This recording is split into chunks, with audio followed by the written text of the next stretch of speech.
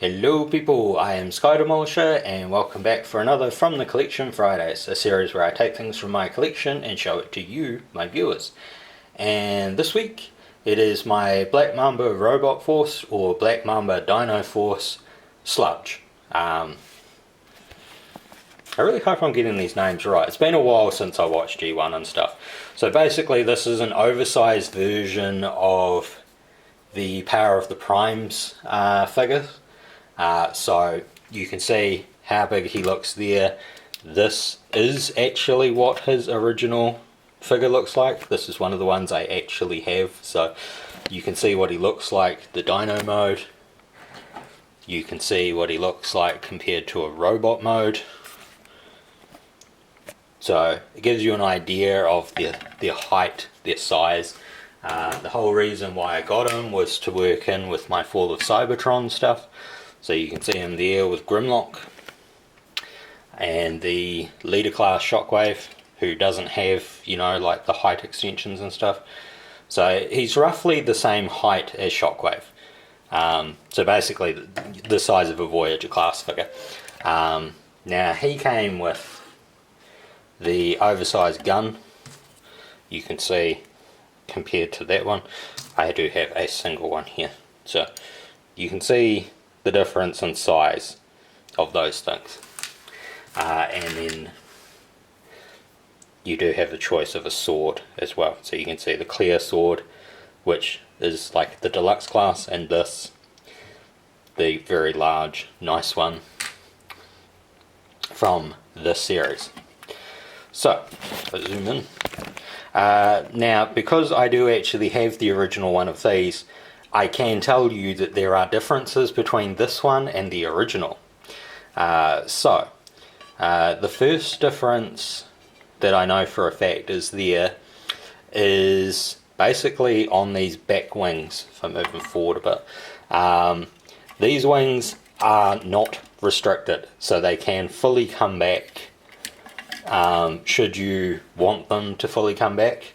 On the original one they only go to about that, maybe slightly more like that, but they can't be pushed the full way back, so you don't get the full access there.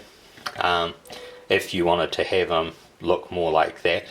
The other difference is actually on the feet. So this dino foot here is rotatable, it is die cast, so that one nicely gets out of the way, compared to the original, which is a clear plastic, fully fixed in that position.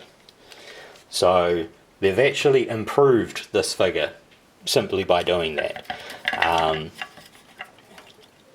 He has very, you know, a nice paint scheme. He looks like the character to me. He's not as big as like the newest version, but if I try to put him with you know, the majority of the Fall of Cybertron stuff, which was deluxe class, the newer one is way out of scale, and that's why I didn't want them as my Fall of Cybertron Dinobots. So articulation wise, you've got rotation in the head, but no up and down. There's no up and down movement or anything. We'll move his wings out of the way. Same ball joint as Swoop sort of thing. Again, that swivel part here, elbow bend, and fixed position hand. So the hand goes back, you know, same sort of thing. You can pose him with his gun.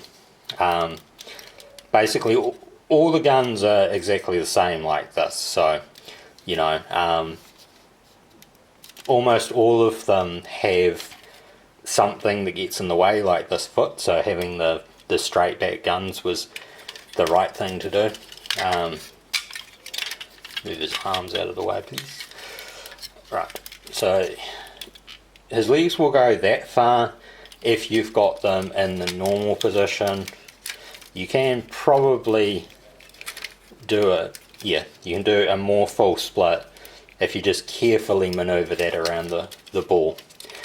He does have a waist articulation there, but because of how it's lined up there, it looks sort of weird, to be honest. Oh, whoops. One of his legs was actually slightly off then. So, yeah. You want to be careful because, you know, you don't want to break these guys or anything. He's got a knee bend to there. Obviously, the back part of his foot gets in the way.